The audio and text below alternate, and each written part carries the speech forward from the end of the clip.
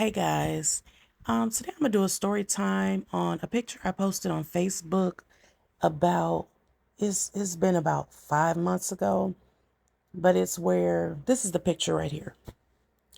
And people were inboxing me asking me to do a story time at that time. And at that time I didn't feel like, going through it, getting a timeline and stuff together. But someone reached out to me. She said, "Do you remember me asking you to do a story time? Do you think you'll ever do it?" So here it is. Y'all, this started about 10 years ago.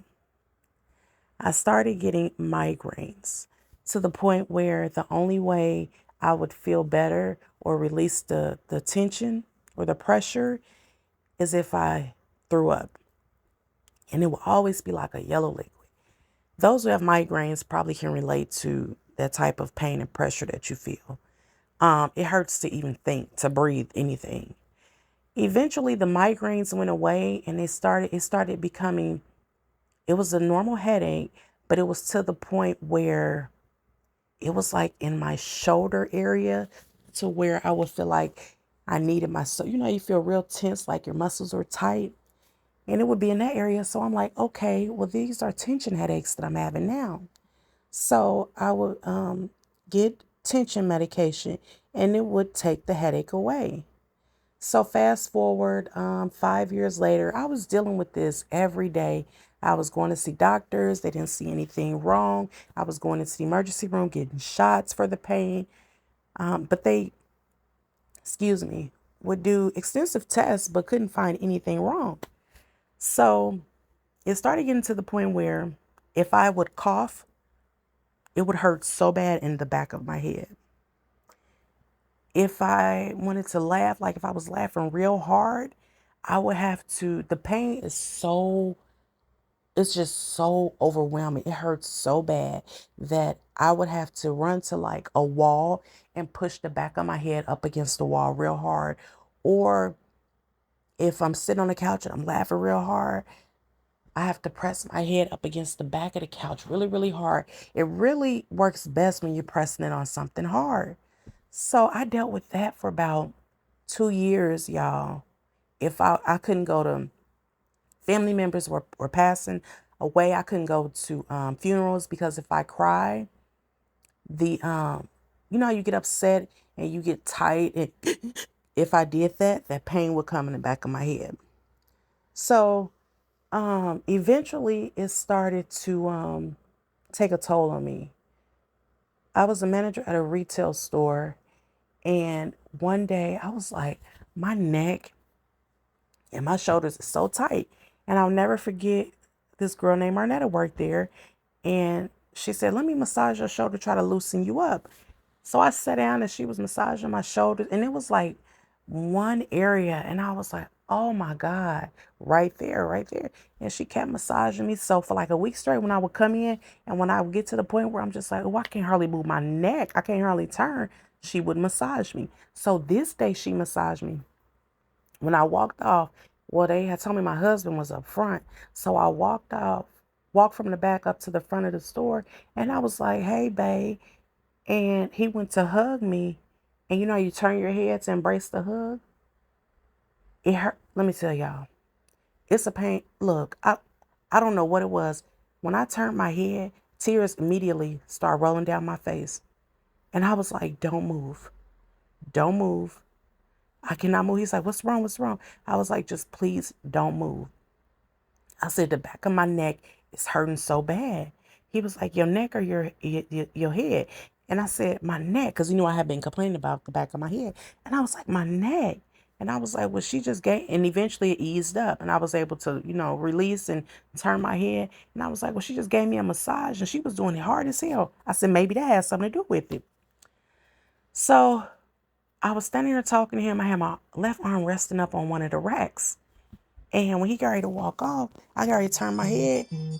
Oh, somebody at my door. I got ready to turn my head and it happened again. So I ended up going home. Took some Excedrin, laid down. No, I think I took some ibuprofen, laid down, and I was good the next day. So fast forward a year after that, I was still dealing with this.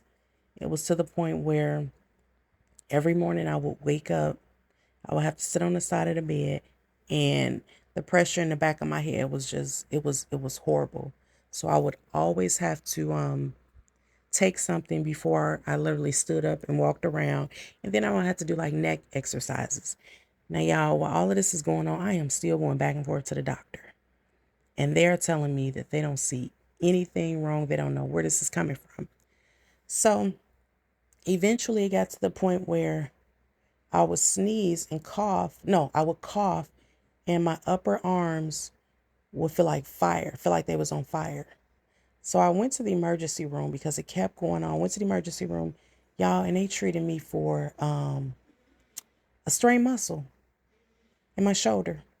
That's what they treated me for about 6 months. Had me doing exercises, going to therapy, and I'm telling them this whole time, it's not working. It's not working. Eventually, I lost all feeling in my hands and in my arms. It started with me losing sensation, like cold water felt hot to me and hot water felt cold. I could literally, and then eventually it went numb to where I couldn't feel anything. I can literally pull a pan out the oven. And the only way I know it's hot is by burning my hand. I wouldn't feel it burning, but looking at it, seeing my hand burn. And I dealt with this for about a year. Then it started getting so bad where it was starting to affect my way of living. I started to like lose my balance if I was walking up the stairs or if I stood up. I would like have to hold on to something. And I started feeling dizzy a lot. That went on for about 3 months, and then that went away. And one day, me and my husband went to the mall, and I was feeling okay. I was feeling decent, because by now I'm used to not having no feeling as far as like touching things, not being able to feel it. I'm getting used to it. I'm used to when I cough, my upper arms burning. I'm just doing what they telling me to do. Continue to do the exercises that they teach me in therapy, and eventually it'll get better. That's what they told me. So we walk it through the mall. We walked past Lane Brown. We have been in the mall for about maybe 20 minutes. Y'all, my life changed. I sneezed and felt like somebody stabbed me in the left side of my neck. When I sneezed, I could have sworn somebody took a knife to my neck, and I dropped down, and I was like, oh my God. And he grabbed me like, you okay? Like, what's wrong? And I was like, is this something stuck in my neck? He was like, no. But as I was coming up, the pain was going away. And I grabbed the left side of my neck. I said, when I sneezed, it felt like somebody stabbed me in my neck. He was like, we going back to the hospital, and this time we ain't leaving. Like, we want some answers. I said, I don't even want to go back in there and deal with them. I said, we was on my mom's side of town. So I was like, let's just go to my mom's house, sit for a little while and see how I feel, because the hospital was closer to her side of town. I said, before we go home. So we went to my mom's house. I sat there for a few hours, and it started, the pain I had in my left side of my neck, it's like it started coming back slowly but surely. Like, it felt like little stabs, dap dap dap dap dap dap dap dap dap dap, and it would get harder and harder. And I said, you know what? I can't take this. I cannot. So we went to the emergency room. They checked me in, and it was a foreign doctor in there. And she asked me what was going on, and I told her. I said I went all the way back to everything I had been experiencing. She looked at my mic chart and seen that I had been going through this for some years. They couldn't figure it out. They was treating me for a strained muscle. And she said, your MRI looks abnormal. But that one was from like a year ago. So she said she wanted to get another one on me. And I'm sorry, y'all. I'm losing my train of thought because I'm trying to see why my son creeping in my room. But yeah, so she said she needed to run some more tests, and she came back. She said, have you ever heard of Chiari malformation? I was like, no. She said, well, you need to go into surgery tonight. I was like, what? She said, yes, you cannot leave. We have to take you into surgery. She said, your tonsils have fallen down in your spine, and your brain, the back of your brain is pushing past your skull. So it was like wrapped around the back part. And I was like, oh my God.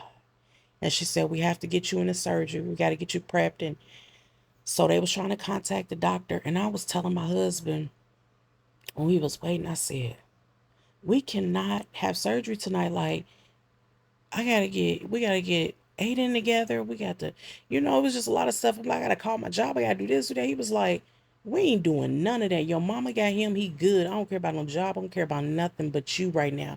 He said, and we are not leaving. So I stayed that night, and they end up not being able to do my surgery until the next morning. I suppose I went into surgery at 11 and stay. They said it'd be like an hour and a half or two. I went into surgery at 1 and did not get out of surgery till almost 8 o'clock. They said when they got back there, it was so bad, so bad. He said the left side of my head was so messed up that he had to get in there and do so much different stuff to it. And I'm gonna put a video in here and explain exactly what Chiari malformation is. But that surgery was supposed to fix me. I was supposed to be back to myself. They said about 2 to 6 weeks. They said that I would start to, get my feeling back, and start to feel better. I'd be able to cough, I'd be able to laugh, I'd be able to do all the things that normal people do. So I stayed in the hospital for like a week. Honey, after they done that surgery the next day, they had me trying to sit up, and y'all could see this cut. And they had me trying to sit up and do therapy the very next day. Y'all, when I tell y'all, it was not no snapback for me. I am still, this is, like I said, going on 6 years. I'm still not back. By the grace of God, I'm here. And we had to stay at my mom's house because our home got stairs. So we stayed in my mom's so I can be on one level and she can help out. So, Marcus can still go to work or whatever. I came home on a walker. I could hardly walk. I couldn't, like it's simple things that I realized I couldn't do that I took for granted. That's just like, how y'all can lay on y'all stomach. Just imagine laying on your stomach and you propped up on your elbows with your head up. I took that for granted. Like that's something that I couldn't do. And as of now, I can barely do that. I couldn't drive.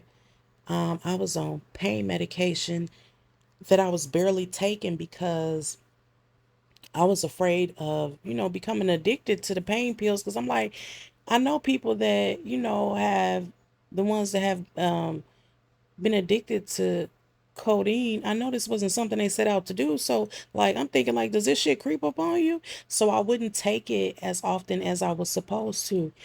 But so basically, I'm learning how to walk. I couldn't drive. I couldn't walk upstairs. I had to, it was just really bad. And I fell into a deep depression. And I never forget, I laid in the bed because I could only be up maybe like an hour and then I would have to go back to bed. But they kept telling me, the more you get up and move around, the better you'll feel. But that's not what my body was telling me. I still didn't have feeling in my arms and my hands. I still didn't have feeling in my neck and my upper back. And I'm like, dang, it's been like, by this time it's been like 8 weeks. I'm like, why am I still feeling like this? So let me back up. I'm sorry, y'all. So I lay down in the bed and I got online and I started looking up Chiari malformation. And I started seeing all these tattoos they was doing with like zipper on their cut. And I started seeing that they was doing walks, and the next walk was like in Texas or something. And I called my husband and I got in these groups, these Facebook groups. And those groups were so depressing. Everybody has such a sad story. People were in so much pain. People were worse after the surgery. And I'm thinking to myself, wow, I belong here because I'm worse. Like, my way of living, how I used to live, I can no longer do this. And I called my husband in here. I was like, look, babe, I said, I got to get better because we have to go to this walk in Texas. I said, and it's so many people, it's probably people around here that have Chiari malformation. And I can, arrange to have the same thing here. We can do walks. We can do, he was like, he took my phone. He said, give me that. I said, no, look. He said, give me that. He took the phone. He said, let me tell you something. Get out that Facebook group. Stop looking for all of these different charities and walks. And he said, because we're not doing any of that. And I said, what do you mean? People that got cancer, they do. He said, we're not doing any of that. He said, have you forgot? I said, forgot what? He said, we don't give no energy to that negative stuff. He said, yes, it's people out here suffering with stuff, but we're not feeding that. We're not giving that no energy. And I said, you know what? You're right.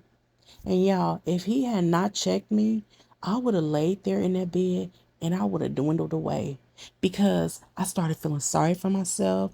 I started feeling like, dang, I'm never going to be able to walk like I did. I'm never going to be. So I started thinking of stuff that I can do in house. I'm like, I wonder if I'm going to have to be in a wheelchair. And like, I was starting to get comfortable with my life not being the life that I had before the surgery. And he snapped me out of that. And the next day I got up and I've been pushing ever since. Today, I still don't have, I have feeling back in my hands, but my left hand, I can't feel, like the cold and hot. I still can't feel that. My left shoulder, I can feel, but I can't feel my right shoulder. The back of my head on the left side, I can barely touch it because it hurts really, really bad. That's the part of my surgery that he said was really messed up in there. I used to wear my hair up in a ponytail all the time, in like a bun. In like a bun. I can't do that. The wigs, I can barely wear the wigs because they had a comb in the back. I'm walking fine. I'm a little clumsy at times. That's a side effect. What else? I can still laugh, but I can't like, that bothered me. Let me tell y'all, it's a lot of people that say they like my laugh.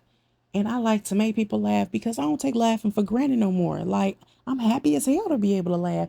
And I be getting some people on here like, I like your content, but your laughing is annoying. Well, guess what?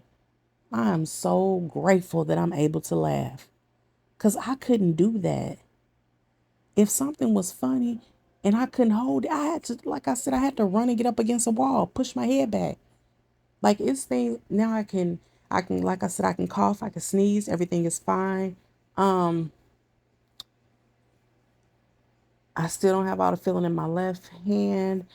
Still parts of my arm that I can't feel on my right side. My left arm, from my shoulder all the way down to my elbow, it's a constant stabbing pain. Like it's just a knife just sticking me all the way down, like do do do do do do do do do do do do do. It go down and it come up. My shoulder and my upper back has a feeling of constant needles sticking me. But they said that that is my feeling, my nerves waking up or regenerating is what they're doing. But come on, y'all, it's been almost 6 years and I'm still, dealing with this. I just wanted to tell my story because a lot of people has never heard of this. A lot of people can be going through this and not know that they're going through this. I'm also dealing with now issues with like my feet having like I'll just be sitting here and it'll just start feeling like needles in my foot and it'll start itching real bad, but the itch is inside, like I can't get to it. They say that's from my nerve damage. Let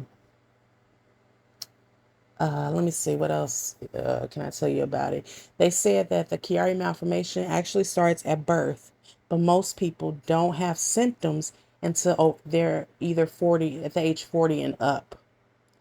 So that's why it took so many years, for me to really for the symptoms to really get bad to where I had to go in and see what was going on.